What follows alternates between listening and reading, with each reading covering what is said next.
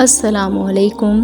میں شائستہ ساجد واقعہ کربلا خراج عقیدت پیش کرنے کے لیے حاضر ہوئی ہوں 1 سے 10 محرم الحرام تک۔ اگر آپ میرے چینل پر نئے ہیں تو چینل کو سبسکرائب کر لیں، بیل آئیکن کو پریس کر لیں تاکہ آنے والی تمام معلوماتی ویڈیوز آپ تک پہنچتی رہیں۔ واقعہ کربلا گزشتہ سے پیوستہ قسط نمبر 6 میرے بہت اچھے کولیگ ندیم محمد کی تحریر ہے۔ پچھلی تحریر میں جہاں بی بی زینب سلام علیہا کا ذکر خیر ہوا تھا، وہیں معصوم بی بی سکینہ کی بھی اس ظلم و بربریت کے بیچ بہت المناک و دردناک، دلوں کو چیر دینے والی روایتیں ہیں۔ آپ کی پیدائش مبارک 54 ہجری روایت ہے۔ آپ حضرت امام حسین علیہ السلام کی بہت دل عزیز و چہیتی شہزادی تھیں۔ روایتوں میں آتا ہے کہ جب ہم شکل مصطفیٰ 18 سالہ علی اکبر کی شہادت ہوئی تو امام عالی مقام بہت غمزدہ ہوئے۔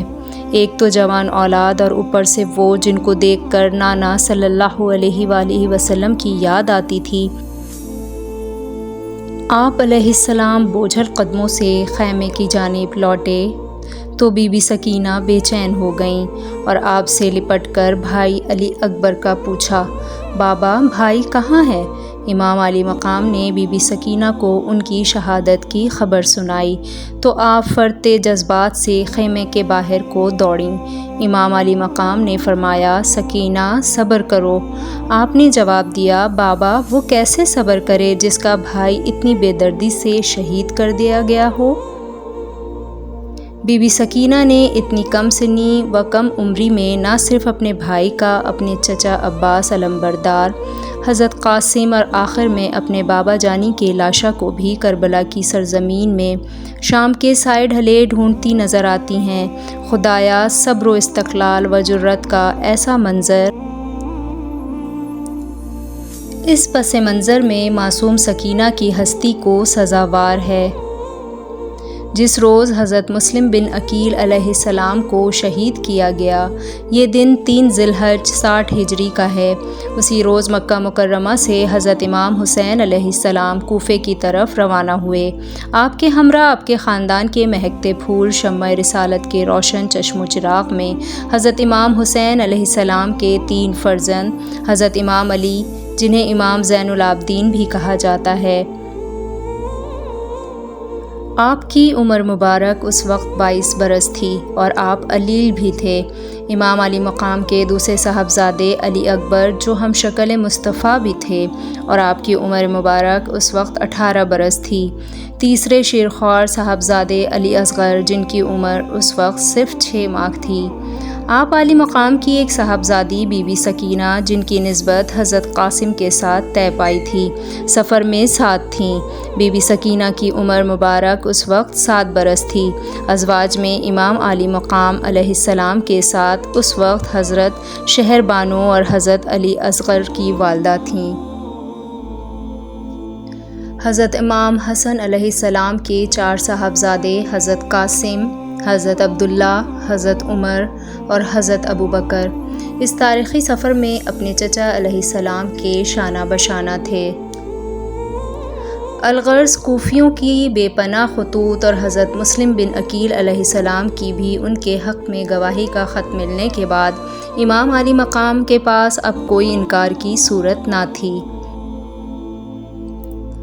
آپ کو ہزاروں کوفیوں کے حلقہ بیت میں داخل ہونے کی اطلاع مل چکی تھی، لہٰذا آپ نے اپنے اہل خانہ و اہل بیت کے ساتھ عراق کے سفر کا ارادہ فرمایا اور اسباب سفر تیار فرمایا، مگر کچھ اصحاب کو اندیشہ درپیش تھا کہ مبادا دیار غیر میں آپ کو کوئی پریشانی نہ پہنچے، لہٰذا آپ اپنے سفر کا ارادہ ترک فرما دیں۔ مگر آپ کے سامنے کوفیوں کے وہ خطوط بھی تھے جن میں آپ کو آپ کے نانا کا واسطہ دیا گیا تھا، اور معاملہ حجت تمام جب ہوا، جب مسلم بن عقیل نے بھی بذریعہ خط اطلاع دی کہ سب ٹھیک ہے، آپ تشریف لے آئیں، اور پھر آپ علیہ السلام کے قدم رکھتے ہی مشیت الہی کاتب تقدیر کو جو منظور تھا وہ تو ہو کر ہی رہنا تھا۔ آپ صلی اللہ علیہ وآلہ وسلم نے جب آپ کی شہادت کی خبر آپ کے بچپن میں ہی دے دی تھی تو پھر کیسے ممکن تھا کہ آپ سفر نہ فرماتے؟ امام علی مقام کو رب کائنات نے مقام اعلیٰ و عرفہ مقام بخشا تھا، جس کے لیے صرف آپ کا ہی نہیں بلکہ آپ کے ایک ایک لخت جگر کا گلا کٹنا ناگزیر تھا۔ ذرا ہم اور آپ صرف ایک لمحے کو سوچیں کہ ہم اپنے کسی پیارے کو اپنے سامنے خون میں نہاتا ہوا دیکھ سکتے ہیں، اور وہ بھی ایسے کہ آنکھ سے آنسو نہ ٹپکے، زباں سے اف نہ نکلے، اور نگاہیں آسمان کو چیرتی ہوئی بس یہی پکاریں، سر تسلیم خم ہے جو مزاج یار میں آئے۔ کون کہتا ہے کہ کربلا میں امام پانی کو پیاسے تھے؟ واللہ ایسا نہیں۔ امام علی مقام کے صبر و استقلال کے آگے اس پانی اور پیاس کی حیثیت ہی کیا ہے؟ پانی تو خود پیاسا تھا کہ وہ کب امام علی مقام کے زبان مبارک سے خود کو سرفراز کرے، اور ادھر جنت بے چین و بے قرار و متمنی تھی کہ آپ کے قدم مبارک کب اس کے سینے پر رنج افروز ہوتے ہیں۔ ایسے عالی مرتبہ و عالی مقام امام کے آگے ایک خلافت کی حیثیت ہی کیا تھی، جو جنت میں خود سردار ہوں، جو اپنے نانا کے دلدار ہوں، اور جو اپنے نانا کے امتی کے غمخوار ہوں۔ جی بالکل یہی وہ غمخواری تھی کہ جس نے کوفیوں کے خط کے جواب میں آپ کو لبیک کہنے پر مجبور کیا تھا۔ حضرت امام علی مقام نے 3 ذی الحجہ 60 ہجری کو اہل بیت و خدام کل 82 نفوس کو ہمراہ لے کر راہ عراق اختیار کی۔ وقت سفر خانہ کعبہ کے غلاف سے لپٹ کر یہ چھوٹا سا قافلہ آخری بار کعبہ کی دیواروں کو چومتے ہوئے روتا ہے۔ اہل محبت کی محبت کعبہ دیکھ کر اہل مکہ اش اش کر رہے تھے، اور پھر وادی بطحا کا بچہ بچہ اس چھوٹے سے قافلے کو عراق کی طرف جاتے ہوئے دیکھتا رہا۔ راہ امام عالی مقام کو حضرت مسلم بن عقیل کی شہادت اور کوفیوں کی بدعہدی کی خبر ملی۔ اس وقت آپ کی جماعت میں مختلف گفت و شنید و رائے جاری تھی، اور پھر یہی طے پایا کہ سفر کو جاری رکھا جائے۔ ابھی آپ کوفے سے 2 منزل دور تھے کہ آپ کو حر بن یزید نے روکا۔ اس کے ساتھ 1000 بندے سوار تھے۔ حر نے کہا کہ اسے ابن زیاد نے بھیجا ہے اور کہا ہے کہ آپ کو اس کے پاس لے چلوں۔